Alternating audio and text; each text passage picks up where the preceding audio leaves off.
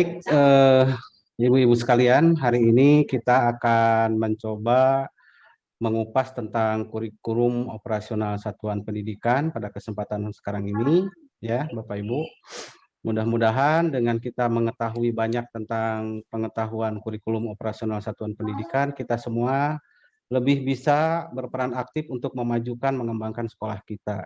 Baik, saya mulai. Bismillahirrahmanirrahim. Assalamualaikum warahmatullahi wabarakatuh. Waalaikumsalam warahmatullahi wabarakatuh. Waalaikumsalam warahmatullahi wabarakatuh. Iya. Gimana Bapak Ibu-ibu, sehat semuanya? Alhamdulillah.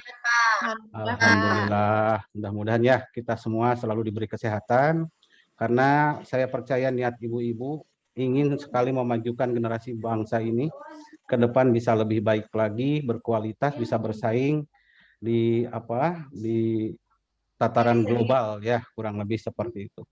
Baik Bapak Ibu, dari pertemuan-pertemuan sebelumnya ya, dari pertemuan-pertemuan sebelumnya kita sudah banyak menggali tentang paradigma baru pendidikan kita, yaitu pendidikan merdeka ya, bahwa di sana ternyata setelah melalui satu kajian analisa dari para pakar, para ahli pendidikan, diputuskan secara bersama-sama melalui Kementerian Pendidikan dan Kebudayaan bahwa kita semua berharap ke depan itu generasi muda kita setelah mengalami proses pembelajaran atau proses pendidikan itu bisa mencerminkan nilai-nilai Pancasila itu secara utuh betul-betul gitu ya, sehingga diimplementasikan sebagai karakter bangsa. Nah, yang jadi persoalannya apakah nanti di lapangan semua yang berpartisipasi di bidang pendidikan ini akan menyambut dengan penuh sukacita dan penuh kerja keras untuk bisa mewujudkannya. Nah, kita perlu memahami ini semua dalam rangka itu, Bapak Ibu. Ya, jadi ini sebagai bentuk sosialisasi agar ibu-ibu semua, bapak-bapak bisa memahami konsep ini, dan nanti ketika diterapkan di sekolah masing-masing itu betul-betul bisa bermanfaat, memberikan pengetahuan ya bagi semuanya, sehingga ada sinergi antara manajemen sekolah ya, kemudian juga pimpinan sekolah dan para unsur-unsur di dalamnya bisa bersama-sama mendukung program ini bisa berjalan dengan baik.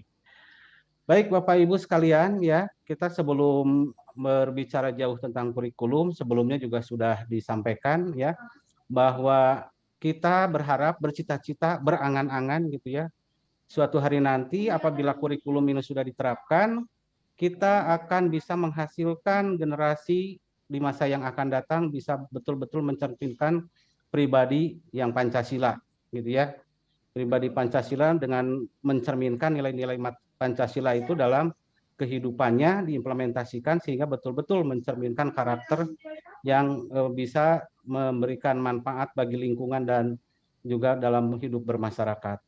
Nah, mungkin ini hanya sekedar mengingatkan saja, meskipun ini bukan orientasi pokok untuk kita bicarakan, tapi setidaknya ini sebagai modal kita, karena yang diharapkan di ujungnya itu kan mau menghasilkan profil pelajar Pancasila, maka harus dipahami, karena untuk mencapai ke sini itu caranya seperti apa, itulah mungkin yang nanti akan kita bicarakan yang disebut dengan kurikulum operasionalnya. Nah, sebelum itu coba saya akan tampilkan ini. Nah, di situ ada logo-logo, ibu-ibu, tuh ada logonya, ada orang, gambar orang bertiga, ada tangan 4, ada apalagi itu ada puzzle yang akan sedang disusun, mungkin ya ada lampu, ada tangan, kemudian ada hati di sana dengan tangan. Barangkali ada yang bisa memberikan penjelasan kira-kira menurut Bapak Ibu ini gambar ini menunjukkan apa barangkali? Saya Pak. Oh, silakan. Bu Yolanda, silakan. Ya, untuk yang gambar 3 orang itu Iya. menunjukkan berkebinekaan global. Luar biasa. Iya. Masih mau? Dua, satu lagi. Sama Oke. yang lampu. Iya, gambar silakan. Lampu itu kreatif. Luar biasa. Ya. Yang lain barangkali untuk bisa melengkapi, silakan. Yang gambar tangan-tangan itu Pak. Ya, apa itu? Gotong royong Pak. Oh, iya luar biasa. Saya belum mengatakan benar salah ya. Yang jelas Bapak Ibu sudah memberikan apresiasinya sangat luar biasa. Itu menunjukkan bahwa ibu-ibu semua itu Kalau memiliki ada motivasi tinggi. Ya, gimana? Selanjutnya, Bu. yang Masih? satu lagi yang ada lope-lope Pak, lope-lope. Yang lope-lope apa Lope-lope itu? kepada Tuhan Yang Maha Esa. Luar biasa. Dua lagi, siapa? Terima kasih, hebat. Ya, tinggal apa tuh? Tangan Yang mengepal ya? gambar tangannya banyak, gotong royong. Ya, tadi sudah. Ya, diperkuat lagi tuh tadi sama Bu Rika. Yang tangan mengepal sama puzzle itu apa itu? Yang tangan mengepal, saya Pak. Ya, silakan. Yang Ibu tangan Jembar. mengepal itu kreatif. Iya nggak sih Pak? Iya, betul. Tangan mengepal. Saya mengatakan belum mengatakan betul ya.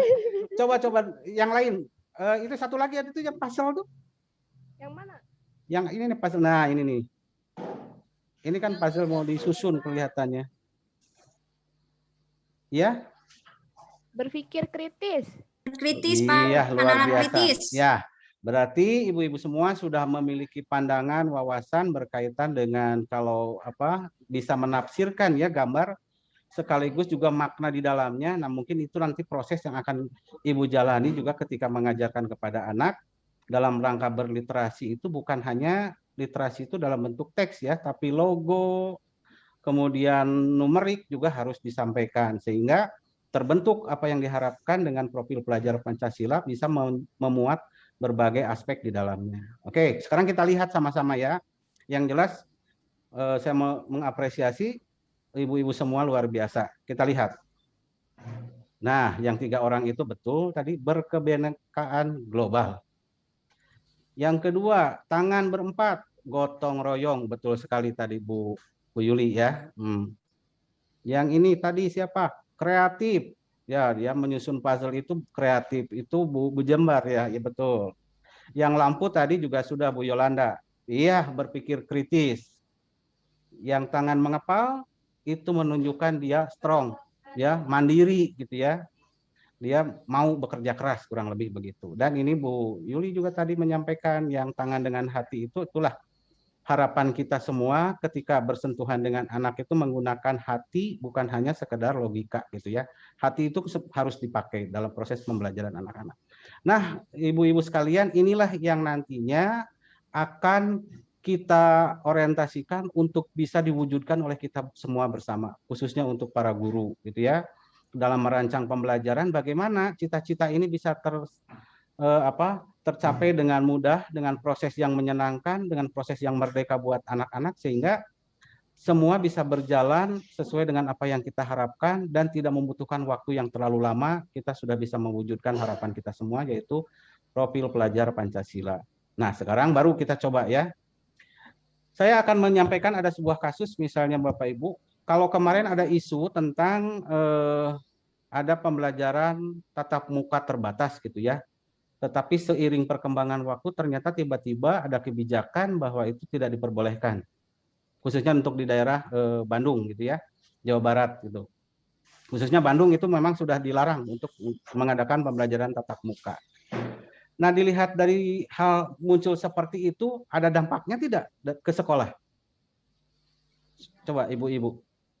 Dengan ada kebijakan yang tiba-tiba seperti itu, kira-kira ada dampaknya nggak ke sekolah?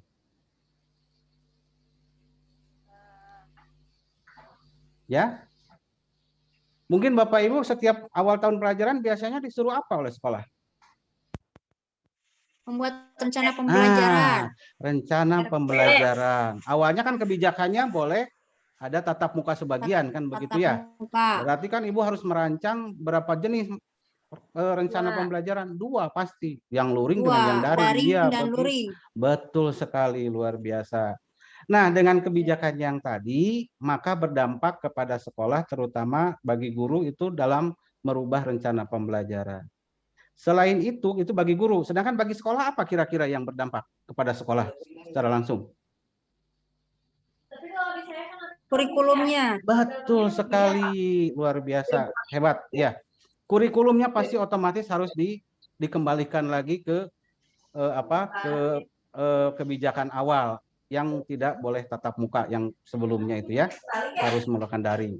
Nah, tadi sudah ada yang berbicara tentang kurikulum. Bagus sekali ya, konsepnya juga. Nah, sekarang coba kita berbicara tentang kurikulum. Kalau ada pertanyaan seperti ini, Ibu-ibu, kira-kira apa yang bisa Ibu berikan informasinya supaya yang bertanya itu paham?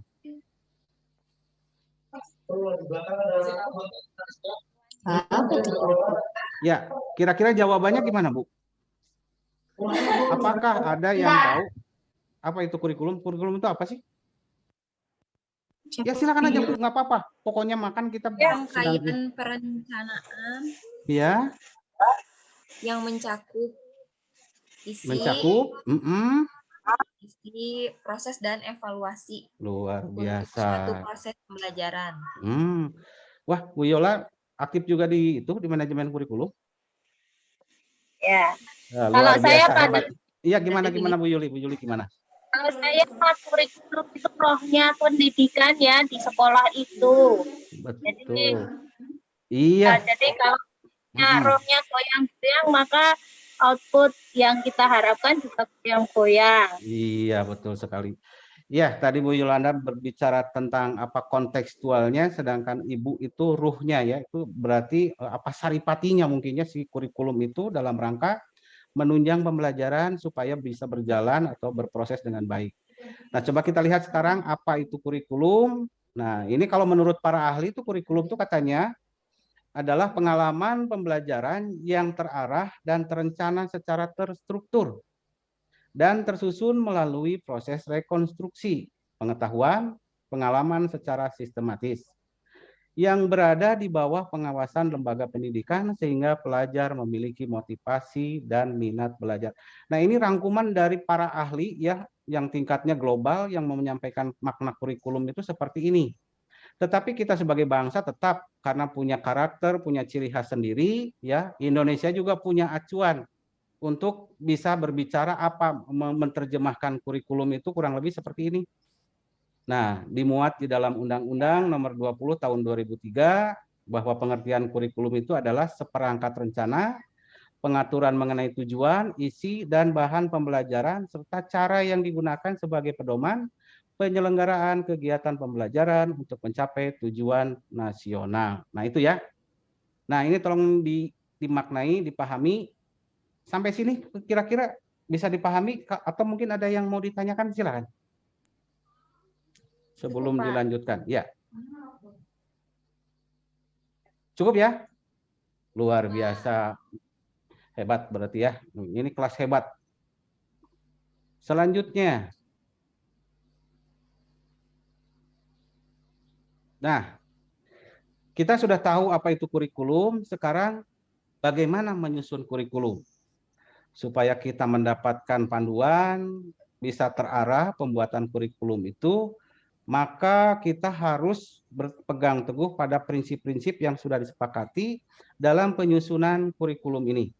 Ya, tujuannya buat apa?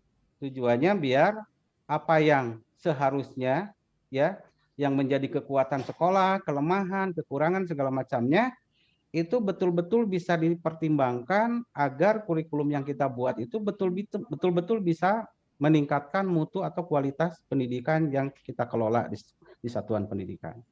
Nah, sekarang kalau misalnya muncul pertanyaan seperti ini, kira-kira Ibu-ibu jawabnya gimana? Coba. Prinsip apa saja dalam pengembangan kurikulum operasional satuan pendidikan?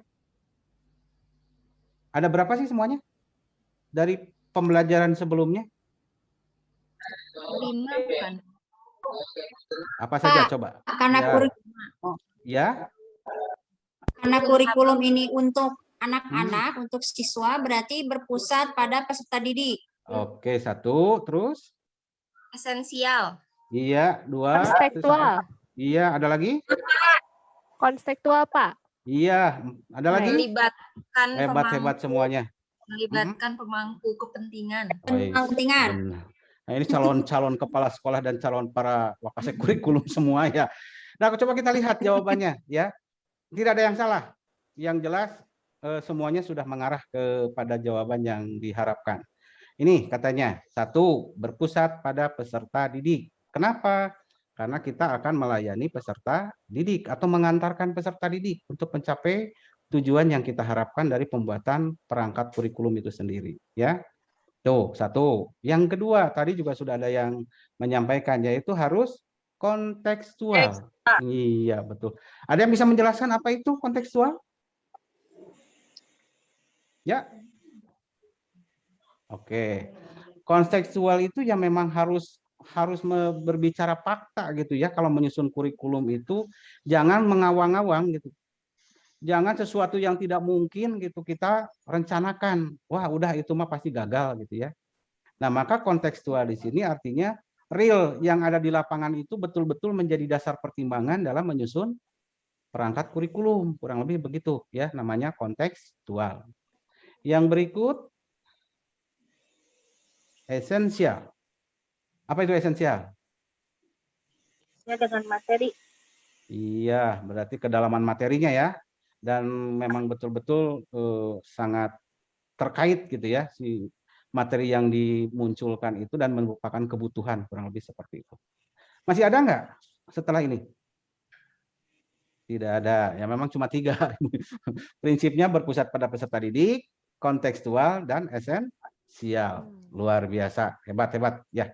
Lanjut. Nah, sekarang kita lihat kurikulum operasional satuan pendidikan. Kembali lagi, saya orangnya cerewet yang senangnya bertanya. Kemudian kalau ada pertanyaan lagi seperti ini, kira-kira jawabannya apa ya? Bagaimana proses penyusunan kurikulum operasional di satuan pendidikan? Wah, ini mah kemarin itu siapa yang lancar banget ngomong ini teh? Ya, silakan. Siapa yang bisa saya kasih Saya, Pak. gula-gula? Ya, silakan. Yang pertama menganalisis Ya, dulu jembar. kebutuhan peserta didik, karakter Iya. peserta didik. Oke, 1. Terus? Oke. Yang lain bisa melengkapi. Yang lain bisa melengkapi. Yuk kita sama-sama belajar. Ya. Menentukan visi misi. Luar biasa. Terus? Betul, ini dua-dua. Menentukan Menentukan pengorganisasian. misi, tujuan. Pengorganisasian pembelajaran. Luar biasa. 3. Terus? Melengkapi perangkat pembelajaran. Luar biasa. Ada lagi? Evaluasi dan tindak lanjut. Monitoring. Oke. Monitoring. Ya, intinya semua sudah punya apa ya, referensi kelihatannya ya. Masalah tepat tidaknya, yang penting arahnya sudah menjurus semua ke sana. Jadi semua pada prinsipnya sudah punya kerangka berpikir ya. Tinggal kita melengkapi untuk menyempurnakan pemahaman kita sehingga pelaksananya bisa optimal. Kita lihat sekarang. Nah, ini.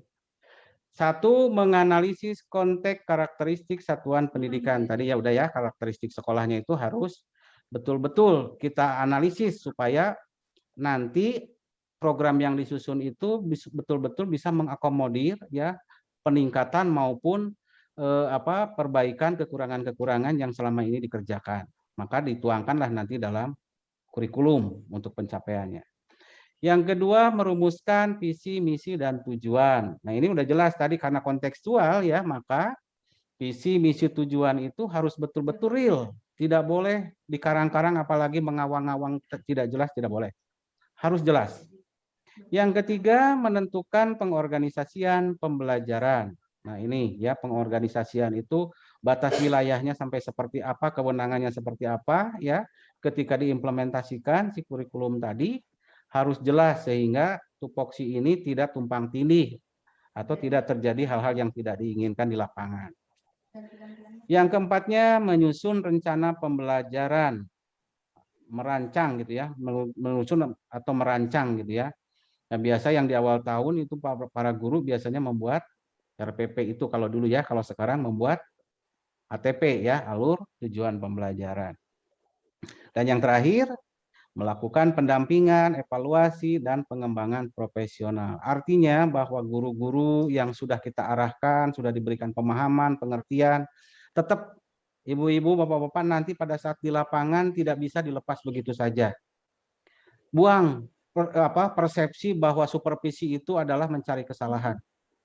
Supervisi adalah untuk perbaikan guru dalam meningkatkan profesionalitasnya.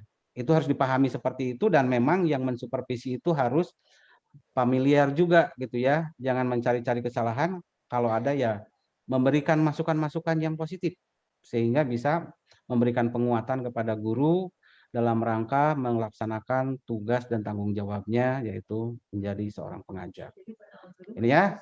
Nah ini kalau ini sudah dipahami, ya penjelasan tadi sudah saya sampaikan. Nah kalau misalnya nanti ada pertanyaan seperti ini, percaya saya pasti bisa menjawab semua. Gimana ini ada 4 orang, coba satu-satu, satu sewang boleh. Kenanyanya dulu lah, nggak apa-apa. Sebutkan apa saja aspek yang terdapat dalam profil pelajar Pancasila. Siapa?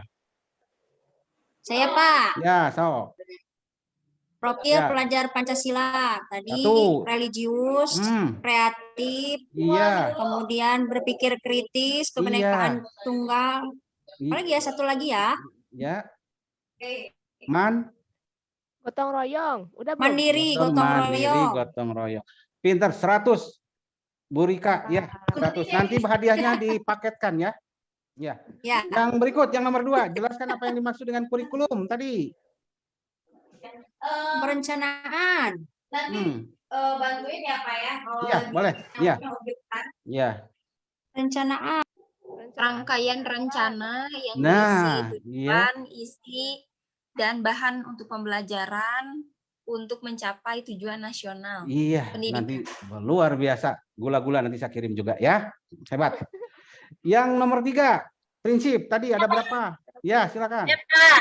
Prinsip itu berpusat pada siswa atau peserta didik. Luar biasa. Terus? Itu kontekstual dan esensial, Pak. Iya, luar biasa. Tidak mau kalah sama milenial. Betul-betul. Ih, luar biasa. Hebat, hebat. Yang terakhir, bagaimana proses penyusunan pengembangan kurikulum operasional di satuan pendidikan? Mengenal karakteristik peserta didik. Ya, itu namanya apa? Melalui apa? Asesmen diagnostik. Ya, melalui tahapan ya. Nah, ada tahapannya.